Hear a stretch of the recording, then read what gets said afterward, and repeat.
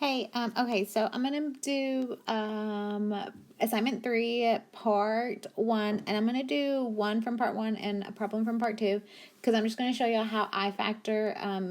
This is the way I factor. You can completely follow the notes if you want to follow the notes and factor the way the notes are written. I'm just gonna show y'all how I do it. It always works. So I have 3 steps that I do. I'm gonna slide, I'm gonna divide, and I'm gonna bottoms up. So the first thing that I do when I slide is I multiply the first term times that last term, and that's going to give me the pieces to my puzzle.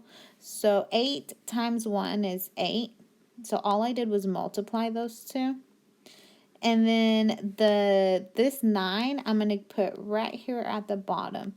So what I'm going to do is I am going to think of two numbers that multiply to give me 8, but they have to add to give me 9. So two numbers that multiply to give me 8 and add to 9. So for example, 8 times 1 is 8. And 2 times 4 is 8. Well, 8 plus 1 is 9, and 2 plus 4 is 6. So I can't use the 2 and the 4 because that wouldn't add to give me 9. So I'm going to use the 8, and the 1. So my next step is to figure out my two parentheses. Since I'm using x, I'm going to put an x here. And I use an 8 and a 1, so I used a positive 8, and I used a positive 1. Okay, now keep in mind that we originally multiplied by 8. So what we're going to do is we are going to divide by 8. We're going to divide both of those. So that's what it means by divide. And what I want us to do first is we are going to simplify. So I'm going to simplify 8 divided by 8. 8 divided by 8 is 1. And then 1 divided by 8 doesn't simplify. Okay? Well, out of these two parentheses, there's one with a bottom.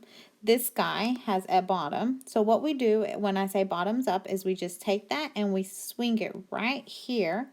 So now that parenthesis says 8x plus 1. This one has no bottom, so I don't have to do any bottoms up. So I'm just going to drop that parentheses. And there is my answer. I could check by doing double distribution. I should double distribute that, and I should get my original answer. Don't forget that this part right here, the 8 divided by 8, the division part is what people typically forget. So I did 8 divided by 8. Simplify that. 8 divided by 8 is 1. So that's how I got that 1 here. So be sure that you do that. And then we just bottoms it up. And that's that. Let me know if you guys need any help. I'm about to do another problem. All right, guys?